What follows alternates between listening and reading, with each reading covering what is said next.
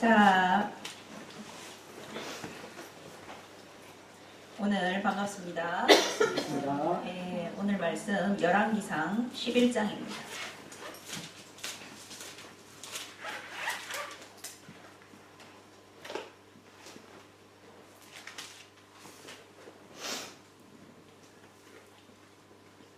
열왕기상 11장.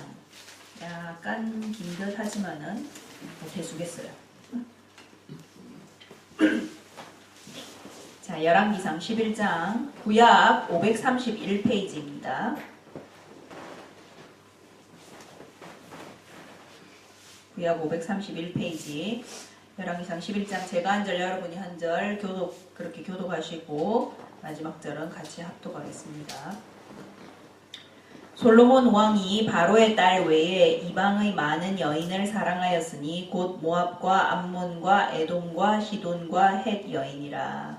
여호와께서 일찍이 여러 백성에 대하여 이스라엘 자손에게 말씀하시기를 너희는 그들과 서로 통혼하지 말며 그들도 너희와 서로 통혼하게 하지 말라. 그들이 반드시 너희의 마음을 돌려 그들의 신들을 따르게 하리라 하셨으나 솔로몬이 그들을 사랑하였더라. 왕은 후궁이 700명이요 첩이 300명이라. 그의 여인들이 왕의 마음을 돌아서게 하였더라. 솔로몬의 나이가 많을 때에 그의 여인들이 그의 마음을 돌려 다른 신들을 따르게 하였으므로 왕의 마음이 그의 아버지 다윗의 마음과 같지 아니하여 그의 하나님 여호와 앞에 온전하지 못하였으니 이는 시돈 사람의 여신 아스타롯을 따르고 암몬 사람의 가증한 밀공을 따름이라. 솔로몬이 여호와의 눈앞에서 악을 행하여 그의 아버지 다윗이 여호와를 온전히 따름같이 따르지 아니하고 모압의 가증한 그모스를 위하여 예루살렘 앞 산에 산당을 지었고 또 암몬 자손의 가증한 몰록을 위하여 그와 같이 하였으며 그가 또 그의 이방 여인들을 위하여 다 그와 같이 한지라. 그들이 자기의 신들에게 분향하며 제사하였더라. 솔로몬이 마음을 돌려 이스라엘의 하나님 여호와를 떠남으로 여호와께서 그에게 진노하시니라. 여호와께서 일찍이 2번이나 그에게 나타나시고 이 일에 대하여 명령하사 다른 신을 따르지 말라 하셨으나 그가 여호와의 명령을 지키지 않았으므로 여호와께서 솔로몬에게 말씀하시되 내게 이러한 일이 있었고 또 내가 내 언약과 내가 내게 명령한 법도를 지키지 아니하였으니 내가 반드시 이 나라를 내게서 빼앗아 내 신하에게 주리라. 그러나 내 아버지 다윗을 위하여 내 세대에는 이 일을 행하지 아니하고 내 아들의 손에서 빼앗으려니와 오직 내가 이 나라를 다 빼앗지 아니하고 내 종 다윗과 내가 택한 예루살렘을 위하여 한 지파를 내 아들에게 주리라 하셨더라. 여호와께서 에돔 사람 하닷을 일으켜 솔로몬의 대적이 되게 하시니 그는 왕의 자손으로서 에돔에 거하였더라. 전에 다윗이 에돔에 있을 때에 군대 지휘관 요압이 가서 죽임을 당한 자들을 장사하고 에돔의 남자를 다 쳐서 죽였는데 요압은 에돔의 남자를 다 없앨 때까지 이스라엘 왕 6살을 그동안 그곳에 머물렀더라. 그때에 하닷은 작은 아이라 그의 아버지 신하 중 에돔 사람 몇몇과 함께 도망하여 애굽으로 가려 하여 미디안에 떠나 하란에 이르고 거기서 바로를 데리고 애굽으로 가서 애굽 왕 바로에게 나아가매 바로가 그에게 집과 먹을 양식을 주며 또 토지를 주었더라.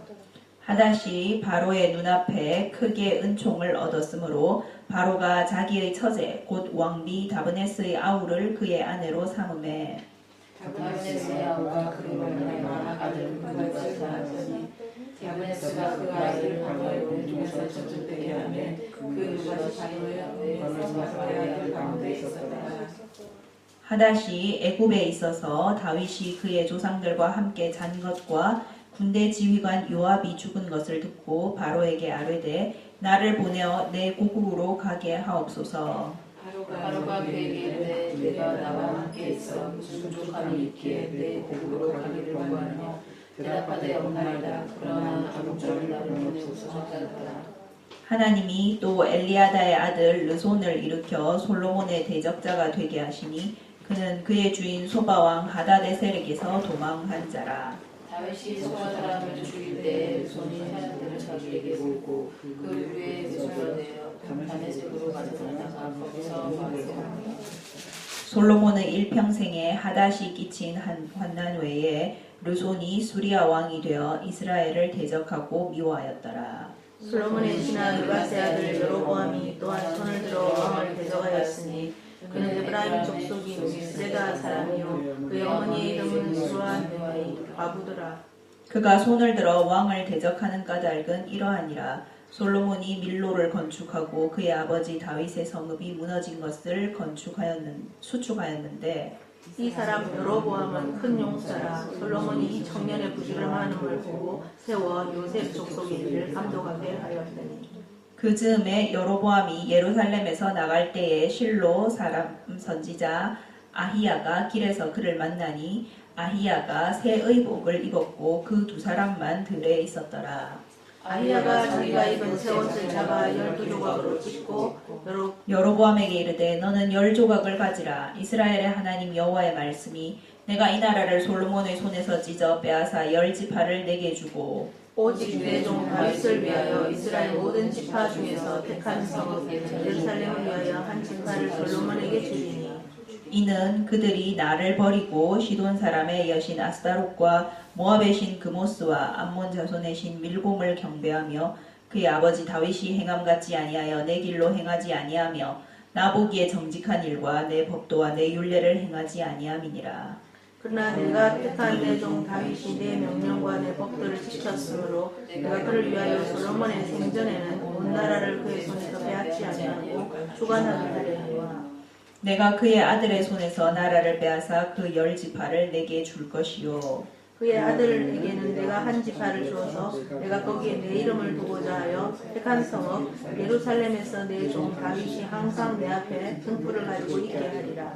내가 너를 취하리니 너는 내 마음에 원하는 대로 다스려 이스라엘 위에 왕이 되되 만일 내가 명령한 모든 일에 순종하고 내 길로 행하며 내 눈에 합당한 일을 하며 내 종 다윗이 행함같이 내 율례와 명령을 지키면 내가 너와 함께 있어 내가 다윗을 위하여 세운 것 같이 너를 위하여 견고한 집을 세우고 이스라엘을 내게 주리라. 내가 이로 말미암아 다윗의 자손을 괴롭게 할 것이나 영원히 하지는 아니하리라 하셨느니라 한지라. 이러므로 솔로몬이 여로보암을 죽이려 하며 여로보암이 일어나 애굽으로 도망하려 애굽왕 시삭에게 이르러 솔로몬이 죽기까지 애굽에 있으니라. 솔로몬의 남은 사적과 그의 행한 모든 일과 그의 지혜는 솔로몬의 실록에 기록되지 아니하였느냐. 솔로몬이 예루살렘에서 본 이스라엘을 다스린 날수가 40년이라. 같이 솔로몬이 그의 조상들과 함께 잠에 그의 아버지 다윗의 성읍에 장사되고 그의 아들 로보암이 대신하여 왕이 되니라. 아멘. 네. 개인적으로 좀 가슴 아파하는 장입니다. 열왕기상 1장부터 10장까지 잘 나가던 솔로몬 왕께서 갑자기 3000%로 빠지시는 장인데 참 그래서 뭐 어떤 목사님은 이 솔로몬의 말년 이 부분이 앞으로 이렇게 적그리스도의 약간 모형을 보여주기도 한다 뭐 이런 말도 하더라고요. 약간 그렇게 해석될 수도 있을 것도 같아요. 왜냐면은 적그리스도도 앞으로 보면은 처음에는 이렇게 잘 나가다가 나중에 이상한 본색을 드러내기 때문에 솔로몬도 처음엔 잘 나가다가 나중에는 좀 이상하게 빠졌잖아요. 뭐 과연 뭐 꼭 그런가는 잘 모르겠는데 근데 아무튼 드리고 싶은 말은 이 솔로몬이 이제 오늘 본 대로 솔로몬이 젊을 때와 뭐 중년, 장년 때까지만 해도 나름대로 하나님 앞에 신실했던 것 같아요. 근데 이제 말년에 들어가지고 3000% 빠집니다. 그게 보통 몇 가지 이유가 있겠지만은 제일 큰 이유는 여기 나와 있듯이 와이프를 잘못 얻었어. 와이프들을 정확하게 말하자면은 그래서 우리가 제일 진짜 우리를 시험에 들게 하기 쉬운 사람이 제일 가까이 있는 사람이잖아요. 실제로도 세상적으로도 제가 뭐 CSI 이런 범죄 드라마 이런 거 좋아하거든요. 그런 것도 보고 실제 수사극 뭐 이런 것도 보고 하는데 거기서 그 경찰이나 이런 사람들도 하는 말이 살인사건 같은 게 딱 터지잖아요. 그러면 주변 사람 다 검색한대요. 왜냐면은 모르는 사람이 죽일 일은 별로 없기 때문에 아니 그렇잖아요. 생판 남 모르는 사람을 무슨 원한이 있어서 가다가 찔러 죽여요. 뭐 묻지마 살인도 가끔씩 난다고는 하지만 그거는 뭐 100건 나면 한 건 날까 말까 하는 거고, 보통 그런 범죄가 일어나면은 아는 사람에 의해서 저질러집니다. 아는 사람, 가까운 사람. 그래서 진짜로 이건 진짜예요. 이 결혼했거나 뭐 파트너가 있는 여자나 뭐 커플 중에 누군가가 죽으면은 저 의심순위 1순위가 상대 파트너입니다. 특히 여자가 죽고 남자가 범인인 경우가 진짜 많대요. 진짜 많대요. 그래서 경찰이나 이런 사람들도 막 딱 이렇게 하면 바로 아는 사람 다 탐문하고 수사하고 다니잖아요. 그게 아는 사람이, 가까이 있는 사람이 그만큼 영향을 끼치고 삶을 좌우하고 심지어 삶을 끝내버릴 수도 있기 때문에 그렇게 하는 거예요. 솔로몬 역시도 다른 사람이 아니고, 다른 사람들이 아니고 가장 가까이 있었던, 여기 1000명이잖아요. 도합 902, 700, 첩이 300. 902라고 하니까 뭐 잘 모르겠지만 여기 영어로 보면은 wives라고 돼 있습니다. wives of royal birth라고 돼 있거든요. 그래서 귀족 출신 내지는 다른 나라 왕족 출신, 주로 다른 나라였던 것 같아요. 여기 보면은 이방에 많은 여인이라고 돼 있으니까 다른 나라 왕족 뭐 이런 여자들을 많이 결혼을 했던 거예요. 이 여자들이, 솔로몬이 이제 사람이 또 그래서 나이가 들면은 좀 너그러워지는 게 있잖아요. 저도 나이가 들면서, 내가 나이가 들었다고 말할 나이는 아니지만 아직 그래도 이렇게 20대, 제가 20대였을 때와 지금 30대로 오면서 이렇게 저 자신을 비교를 해보면은 20대 때보다는 30대 때 이해할 수 있는 폭이 좀 넓어지는 것 같더라고요. 아무래도 좀 경험한 것도 있고 이래 되니까 뭐 누가 어떤 행동을 보일 때 아 그래 저러는 경우도 있더라, 저럴 수도 있겠구나, 뭐 그렇게 좀 이해하는 폭이 넓어지더라고요. 그래서 그러잖아요. 저 할아버지 할머니가 애 키우면 애 버릇 망친다고. 엄마 아빠는 좀 젊고 이렇게 단호하고 이러니까 팍팍 교육을 시키고 좀 너무 엄하게 이렇게. 근데 우리 할아버지 할머니는 전혀 아니었어요. 참고로 저는 정말 거짓말 안 하고 집안 살림 이런 거 있잖아요. 할머니한테 훨씬 엄하게 교육받았거든요. 우리 할머니가 또 살림의 왕입니다. 살림의 퀸 오브 살림이시거든요. 그래가지고 뭐 밥 퍼는 법, 걸레질하는 법, 청소하는 법 다 가르쳤어요, 저를. 그랬는데, 근데 그런 할머니, 할아버지가 좀 드문가 봐요. 할머니, 할아버지는 보통 이제 자기는 나이가 많아서 이해심이 많고, 그러다 보니까 손주가 애지간히 깽판 쳐도, 아이고, 그래, 그럴 수도 있지. 애가 뭐, 이렇게 되는 거야. 그래서 이해심 많다 보니까 이렇게 자꾸 너그러워지고, 그러다 보면은 주변 사람을 좀 치를 잘못 드리는 경향이 생깁니다. 솔로몬도 좀 그랬던 것 같아요. 솔로몬이 나이가 들어서 이렇게 했다. 설마 솔로몬이 나이가 들어서 이 결혼을 다 하진 않았을 거 아니야. 젊었을 때 분명히 결혼 다 한 거거든요. 그럼 젊었을 때는 이 여자들하고 같이 살아도 자기 마음을 지켰고 이 여자들이 이렇게 못하도록 딱딱했다는 소리거든요. 그랬는데 나이가 들어갔고 아이고 막 그래 좋은 게 좋다면 니 알아서 해라 막 이래 된 거예요.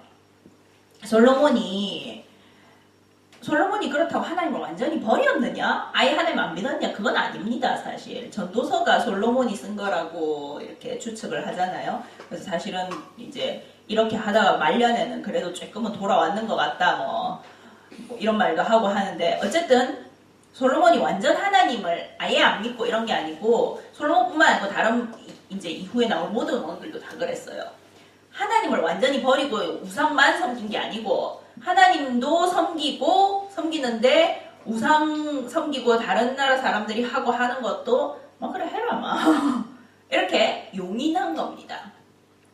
근데 그것을 하나님은 악하다라고 말하고 있습니다. 어떻게 본다면은 그 누구지? 프랑스의 유명한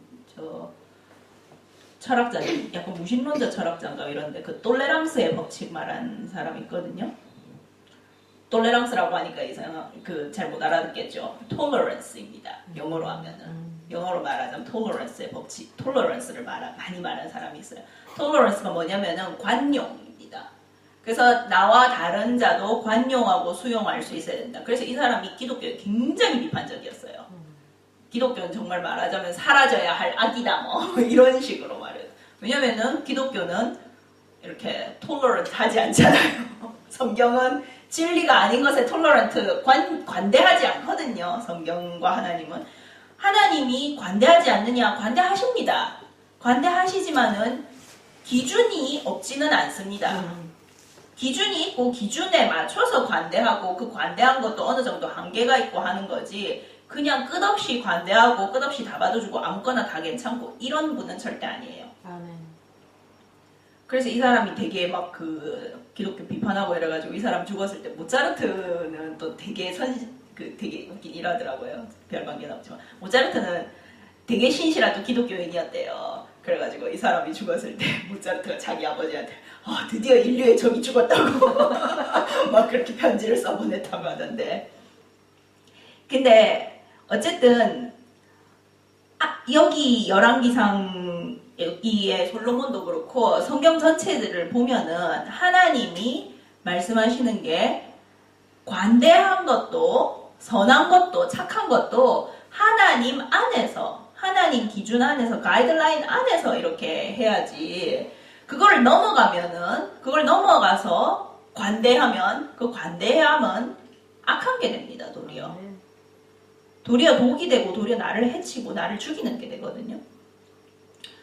나만 죽으면 다행이지. 다 죽인다. 이 왕 같은 경우 솔로몬이 일하니까 이제 나라가 절단이 나잖아요. 그래서 여기 보면은 4절에 보면 그러잖아요. 왕의 마음이 그의 아버지 다윗의 마음과 같지 아니하여 그의 하나님 여호와 앞에 온전하지 못하였으니 하나님은 완벽주의자입니다. 하나님은 하나님 반 세상 반 싫다 그런 거. 아니 그렇잖아요. 우리가 뭐 내랑 누구랑 사귄다. 그러면은 그 사람하고 사귀는 사람은 나 하나여야지. 그 사람이 일주일에 한 번은 내 만나고 일주일에 한 번은 다른 여자 만나고 이러면은 너 뭐냐 양다리. 어떤 사람은 뭐 그렇게 막 다 걸치고 있으면 문어다리라고 하잖아요. 하나님은 양다리, 문어다리, 질색입니다. 하나님은 외다리예요. 네. 그래서 하나님 앞에서는 우리가 하나님 앞에 마음을 온전하게 드리는 것을 원하십니다. 이 솔로몬이 근데 왜 이렇게 하냐면은 젊을 땐 일을 안 했잖아요. 젊을 땐 일을 안 하다가 늙어서 왜 이렇게 할까? 이렇게 생각을 해보면은 뭐 첫 번째로 아까 말씀드렸듯이 이제 나이가 들다 보니까 뭐 이상한 이해심도 많아져가지고 한번 네 맘대로 해라 막 이렇게 된 것도 있고 또 왜 이렇게 결혼은 또 많이 했냔 말이야.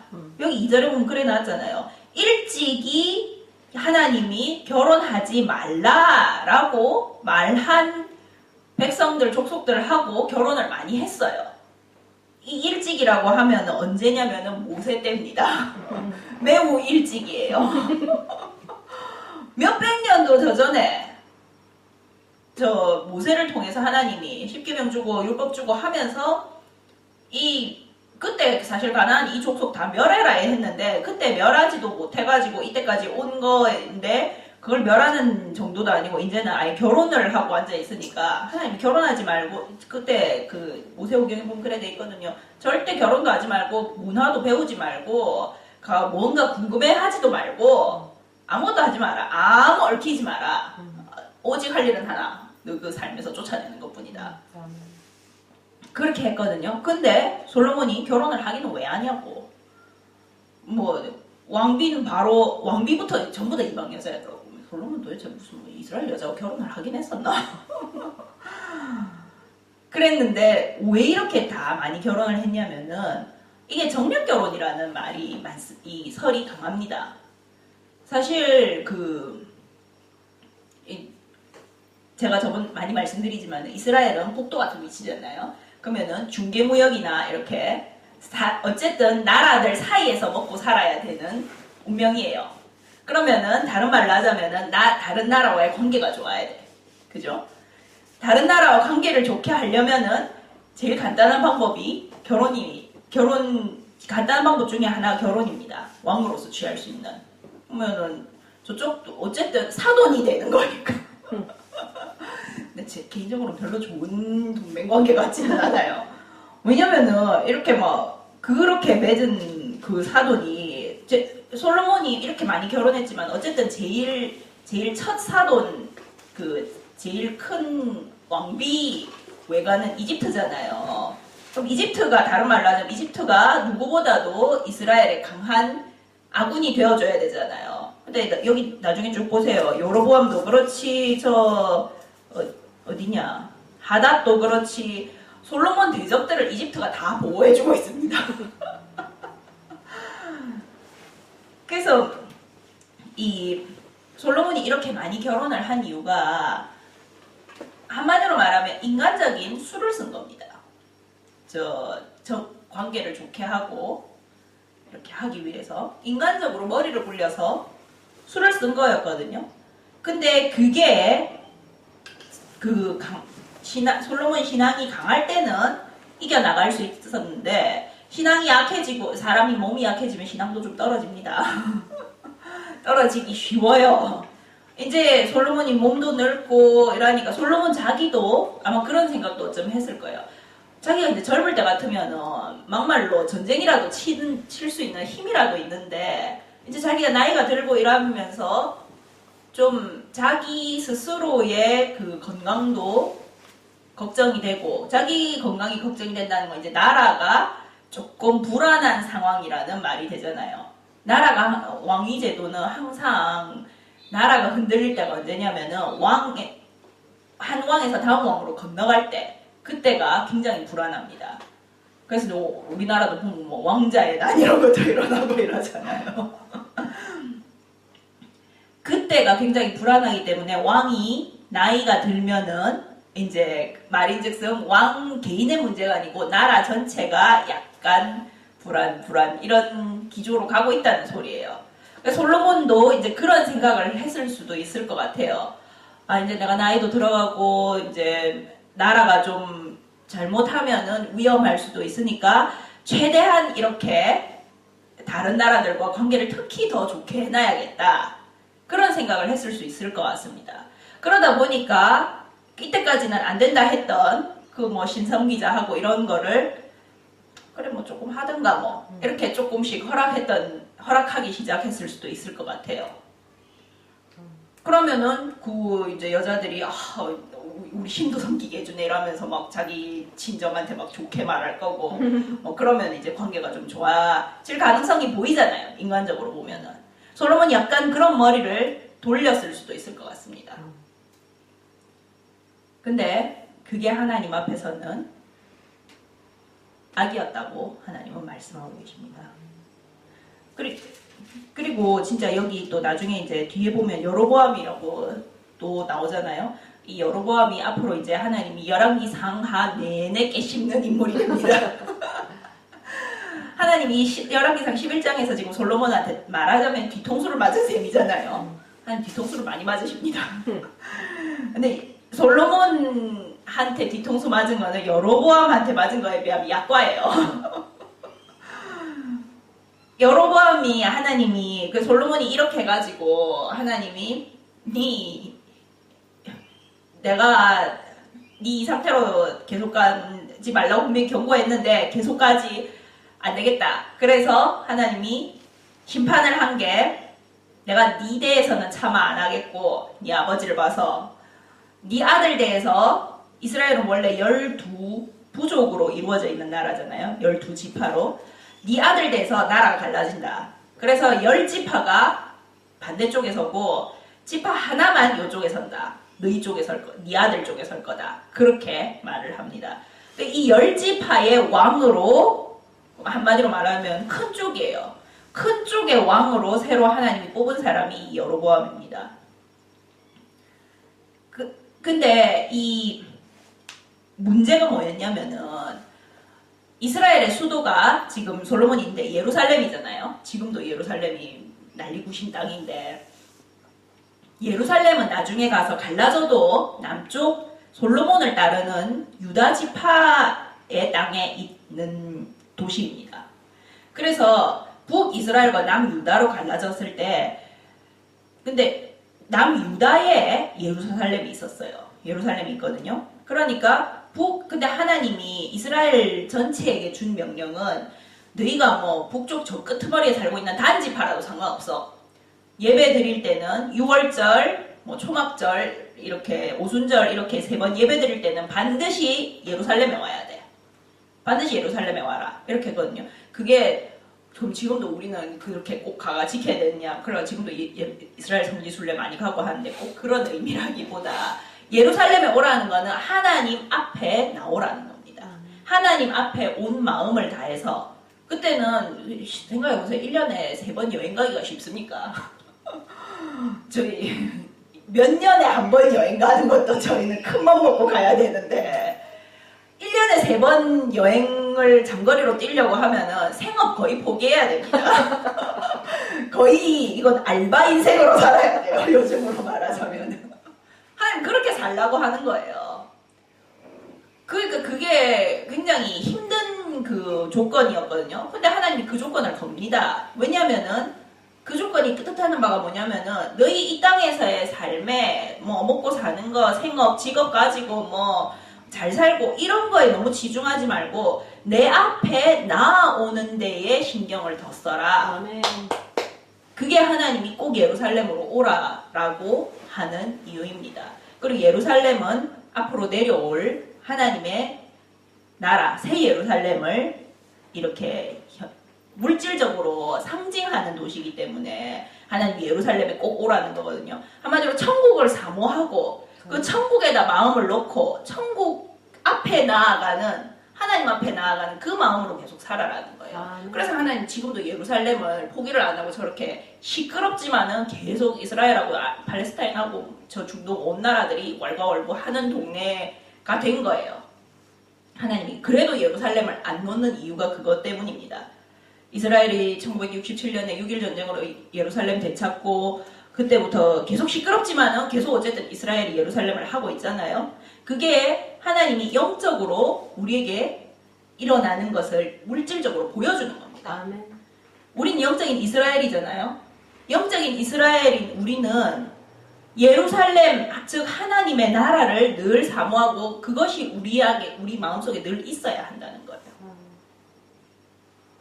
그래서 그 예루살렘에 가서 꼭 예배를 드려라 했는데 이제 나중에 북이스라엘과 남유다로 갈라지면 이 물질적인 예루살렘이 물질 차원의 예루살렘은 남유다에 있습니다. 그러니까 북이스라엘 사람은 1년에 3번 남유다로 해외여행을 가야 돼요.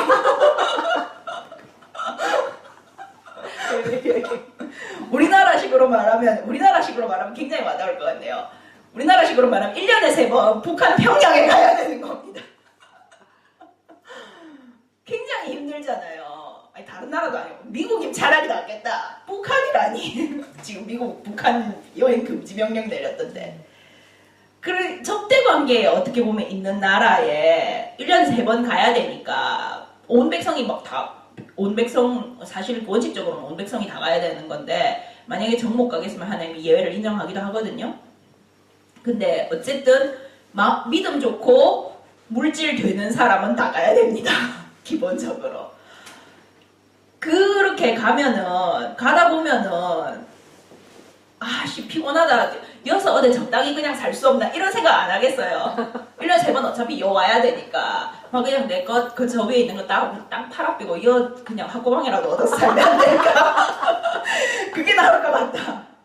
믿음 좋은 사람은 그렇게 생각하죠. 내가 저 위에서 대궐 같은 집을 짓고 사느니 여기 1년에 3번 예배드리고 하나님 성전이 있는 곳에 그냥 새방살이라도 하겠다. 이렇게 될 수 있잖아요. 근데 그러면은 다른 말로 하면은 그 북이스라엘에서는 재산과 사람이 빠져나가는 겁니다. 요즘 중국이 그것 때문에 난리라네요. 중국 부자들이 중국은 그 사유재산이 인정이 안 되잖아요. 50살 되면은 나라에 다 돌려줘야 되거든요. 50살 되기 전에 미친 듯이 해외로 다 빼돌리는 거야. 그때부터 미친 듯이 다 재산이 막 나가고 있는데, 그래서 각 나라는, 우리나라도 마찬가지고 이 나라도 마찬가지고, 각 나라는 자기 인구나 자기 나라의 사람이 가지고 있는 재산이 해외로 나가는 거를 굉장히 예민하게 받아들입니다. 예민할 수밖에 없죠. 말 그대로 국부가 빠져나가는 건데. 그래서 그거를 막 이렇게 그 여러 가지 법을 둬서 제한을 하고 하거든요. 나중에 이 북이스라엘과 남유다로 갈라져서도 그게 이제 북이스라엘 나중에 왕 되는 이 여로보암의 이 골칫거리였어요. 생각이 많아진 거야. 그러니까 여로보암이 갈 필요 없다. 그냥 여기서 제사드리라 이래가지고 금송아지를 2개를 왕 되자마자 세웁니다. 하나님이 와씨 왕 시켜놨더만 바로 뒤통수 때려. 이렇게 정말 하나님을 거하게 뒤통수를 친 사람인데, 솔로몬도 그렇고 이 여로보암도 그렇고 그렇게 하나님을 뒤통수를 친 이유가 근본적으로 들어가면 뭐냐면은, 솔로몬도 그러니까 내가 나이가 들고 힘이 없고 나라가 좀 그러니까 외교 정세를 잘 해놔야겠다. 인간적인 머리를 쓴 거고, 여로보암도 우리 백성들이 자꾸 남유다로 예배드리러 가고 막 이러면은 잘못하면은 우리나라가 흔들린다. 못 가게 해야겠다. 인간적으로 머리를 쓴 겁니다. 둘 다 머리가 좋아요. 둘 다 머리가 좋은 게 특징. 여기 보면 솔로몬은 말할 나위도 없고, 솔로몬은 안 그래도 머리가 좋았는데 하나님 머리를 더 좋게 해가지고 머리보다는 마음을 줬지만은 어쨌든 지혜를 줘가지고 솔로몬은 말할 나위도 없었고, 여로보암도 보면 28절에 그래놨잖아요. 큰 용사라 이 청년의 부지런함을 보고 솔로몬이 뽑아서 세웠다고 돼 있거든요. 그리고 하나님도 왕으로 뽑았습니다. 북이스라엘의 초대 왕으로 뽑았거든요. 말인즉슨 제가 그래가지고 어제 엄마와 나누면서 그런 말 했어요. 아니 하나님이 여로보암이 왕 되면은 뒤통수 깔 걸 몰랐을까? 아셨겠지. 몰랐다면 하나님 자리 사표 내야지. 아셨음에도 불구하고 여로보암을 뽑아요. 왜 이랬을까? 다른 말로 하자면은 그 당시 이스라엘을 다 뒤져도 여로보암보다 나은 사람이 없었다는 거야. 왕 할 만한 사람이 여로보암 이상으로 없었다는 거예요. 이스라엘 다 뒤져도. 그래서 하나님이 저 보나마나 하나님이 속으로 그랬을 거야. 저 보나마나 왕 되면 뒤통수 때리겠지만 그래도 저것밖에 쓸 게 없다. 엄마가 그러더라. 그래 하나님은 항상 일꾼이 짜치니까. 예수님도 그러잖아요. 수학 시기는 다 돼가지고 곡식은 다 익었는데 수학할 일꾼이 없다고, 일꾼을 보내달라고 기도하라고. 그래서 참 정말 나 하나부터도 정말 좋은 일꾼이 되기를 기도해야 될 것 같은데, 하나님 앞에서 좋은 일꾼이라는 거는 간단해요. 자기 머리 쓰고 이렇게 하면 수학이 더 잘 될 것 같은데 그렇게 하는 일꾼이 아닙니다. 그냥 하나님이 여기 다 벽 얻어라 이러면 이라고 다 하는 간단한 사람이면 돼요. 그게 하나님이 원하는 일꾼입니다. 근데 솔로몬과 여로보암, 솔로몬도 그렇고 여로보암도 그렇고 이 뒤에 나오는 많은 왕들이 다 하나님 앞에, 다는 아니지만은 하나님 앞에 실패한 왕들이 다 그렇게 실패한 이유가, 평가가 안 좋게 나온 이유가 인간적으로 머리 돌려서입니다. 그래서 제 어머니가 맨날 잘 그러시거든요. 이렇게 생각하지 말고 기도해. 생각하지 말고 하나님께 물어보고 하나님의 뜻을 듣고 하나님의 목소리를 들어서 그대로 그냥 가면 된다. 그 안에서 그리고 생각을 하면 돼요. 사람들이 뭐 그런 말 들으면 그러거든요. 그럼 하나님 우리 뇌는 뭐하러 줘놨냐고 생각 안 할 것 같으면 뇌를 준 이유가 없지 않느냐. 이놈의 뇌라는 거는 제가 잘 말하지만은 컴퓨터 메모리 보드하고 비슷합니다. 램하고 비슷하거든요. 램은 어떤 작용을 하냐면은 하드웨어, 롬 안에 들어있는 소프트웨어 프로그램에 맞춰서 일을 해요. 딱 작업이 뭔가 하나 주어지면은 자기 안에 들어있는 프로그램을 딱 꺼내가지고 그 프로그램에 맞춰서 일을 합니다. 일을 하는 게 요 램이거든요. 우리 뇌는 그거하고 되게 비슷하다고 저는 생각해요. 그래서 우리 뇌는 어떤 막 상황이나 이런 우리 주변의 상황이나 문제나 이런 게 터지면은 그걸 막 해결을 하려고 합니다. 해결을 하려고 하는데 뭘 꺼내가지고 해결을 하려고 하냐면은 내 마음에 있는 것을 끄집어내가지고 해결을 하려고 해요. 우리 프로그램, 제가 방금 말씀드렸죠. 램은 하드디스크에 있는 프로그램을 끄집어내서 한다고. 프로그램을 램이 만들진 않습니다. 프로그램은 우리의 속에 있는 프로그램이라고 할까, 다른 말로 하자면은 우리가 삶을 살아가는 원리, 방식, 공식, 그 공식들은 어디 있냐면은 마음에 있습니다. 제가 법을 공부할 때 이렇게 배웠던 건데, 법에서는 인간을 딱 그렇게 봅니다. 인간은 이성적이고 이기적인 존재다. 딱 그렇게 보거든요. 굉장히 나름 한 96% 정도 맞다고 생각해요. 96% 좀 오바다. 한 80%는 맞다고 생각해요. 그래서 법에서는 생각할 때, 예를 들어서 여기 이 땅에 딸기 농사를 지으면은 월 수입이 100만 원 들어오고, 감자 농사를 지으면 월 수입이 80만 원 들어온다. 그러면은 제대로 된 인간이라면은 다 딸기 농사를 짓는다 이거야. 왜? 수입이 많이 들어오니 그걸 이성적으로 계산하는 그게 있고, 수입이 많이 들어오길 바라는 이기적인 마음이 있으니까. 그렇게 한다고 법은 가정을 해요. 일반적으로. 근데 인간이 꼭 그렇지만은 않습니다. 딸기 농사 지으면 100만 원 들어오고 감자 농사 지으면 80만 원 들어오고, 난 딸기 보기도 싫어. 감자가 좋아 차라리. 감자 할래. 이런 사람들이 있어요. 그래서 법이 말하는 게 대체적으로 맞지만은 꼭 맞지는 않거든요. 어쨌든 제가 말씀드리고자 하는 게 뭐냐면은, 그런 식으로 사람은 아니 머리로만 생각하면은 뻔한 것을 자기 마음이 나 그거 싫어 라고 하니까 마음에 있는 다른 프로그램을 꺼내서 돌려요, 머리가. 그래서 머리는 마음이 갖고 있는 방식, 마음이 갖고 있는 공식대로 삶을 수행하는 램입니다. 그래서 중요한 거는 마음에 뭐가 있느냐는 거예요. 내 삶의 원리, 내 삶의 기초 방정식이 어떻게 되어 있느냐에 따라서 머리는 거기에 맞춰서 돌리거든요. 그래서 하나님이 계속 마음 하는 겁니다.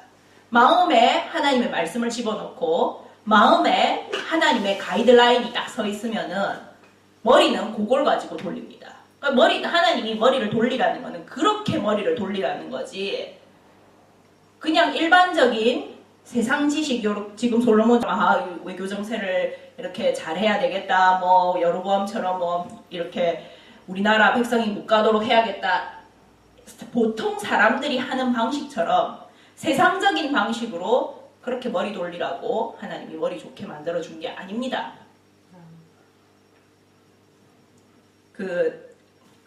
그저께 무슨 간증을 하나 봤는데, 하버드대 무슨 뇌신경학과 이런 의사였는데, 이 사람이 뇌를 파먹는 이런 세균성 수막염, 뇌수막염 이런 거에다가 걸려가지고 일주일 동안 뇌사에 들어가 버렸어요. 뇌가 그러니까 이 활동이 하나도 안 보여. 문자 그대로 고름으로 꽉 차가지고. 근데 일주일 뒤에 깨어나가지고 나 천국 갔다 왔어. 이렇게 하는 그 간증하는 사람이 있거든요. 근데 이렇게 보면은 제가 볼 땐 그래요. 천국 가장자리 끄트머리 입구 겨우 갔다 온 것 같다. 딱 그런 느낌이에요. 하나님 제대로 만나지도 못하고 그냥 하나님 이런 말은 별로 안 합니다. 근데 그냥 천국 가장자리 입구 끄트머리 진짜 갔다 온 것 같아요. 딱 보면은. 근데 그 사람이 좋은 그 경험으로 인해서 좋은 점은, 그 사람이 그 일을 겪기 전에는 자기가 뇌를 공부하는 사람이니까 그 일을 겪기 전에는 뭐 저처럼 천국 지옥 보고 왔다 이러면 안 믿는 사람이었는 거야. 뇌가 무슨 이상한 환각작용을 일으켜서 그렇다라고 생각하는 사람이었던 거예요. 근데 자기가 뇌를 공부하는 사람이 일주일 동안 죽었잖아요. 그 자기가 알고 있는 모든 지식을 동원해 볼 때 자기 뇌가 그때 활동할 수 있는 가능성이 제로란 말이야. 죽어 있는 뇌가 어떻게 활동을 해? 그러니까 자기가 근데 그 일주일 동안에 보고 온 거는, 그래서 자기 뇌가 행 현상이 절대 아니라는 거지.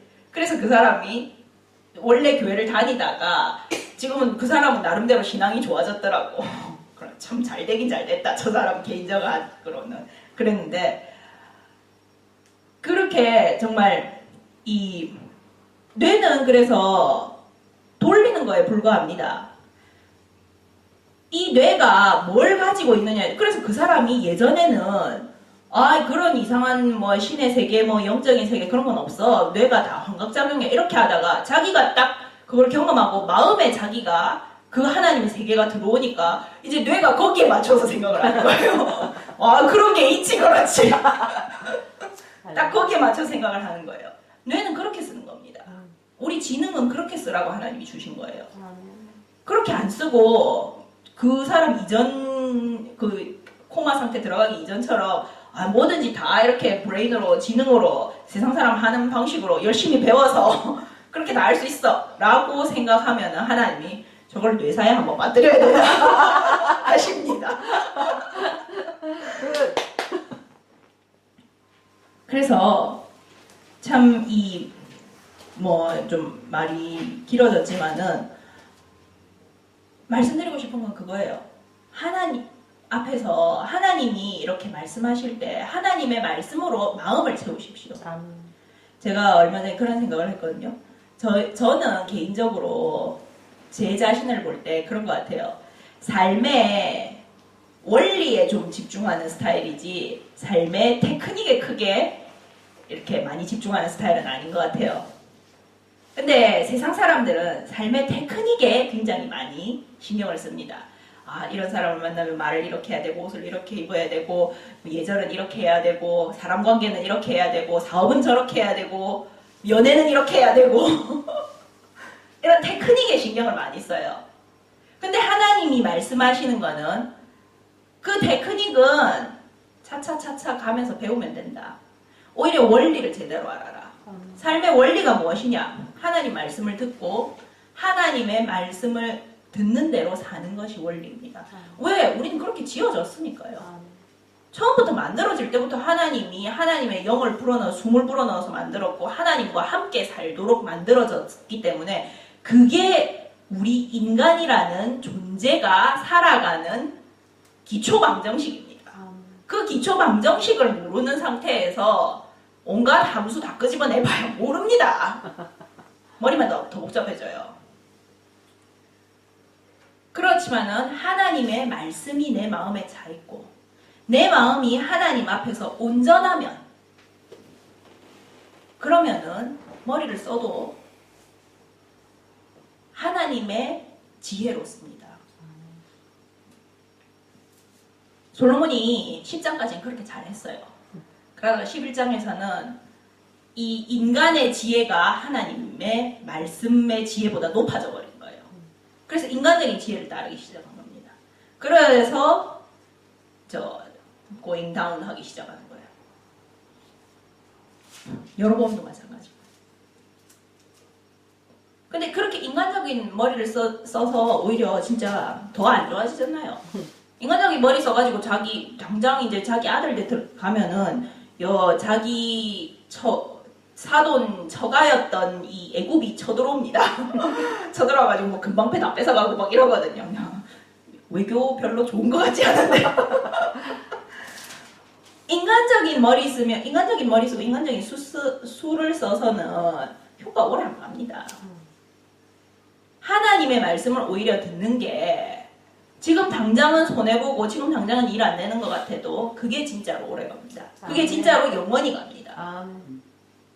하나님이 정말 포기하지 않고 계속 끝까지 나오고 계속 항상 함께 있으라고 하는 새 예루살렘까지 가는 원리가 그겁니다.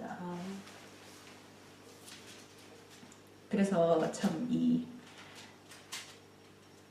별 말씀 안 드릴게요. 하나님 앞에 마음이 온전하게 되는 저와 여러분이 되시길 바랍니다.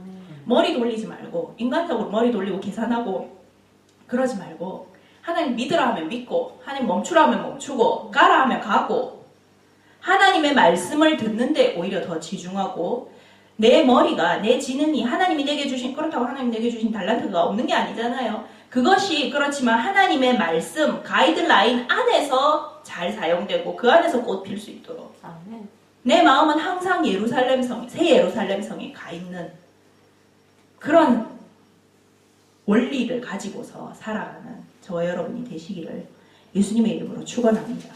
아멘.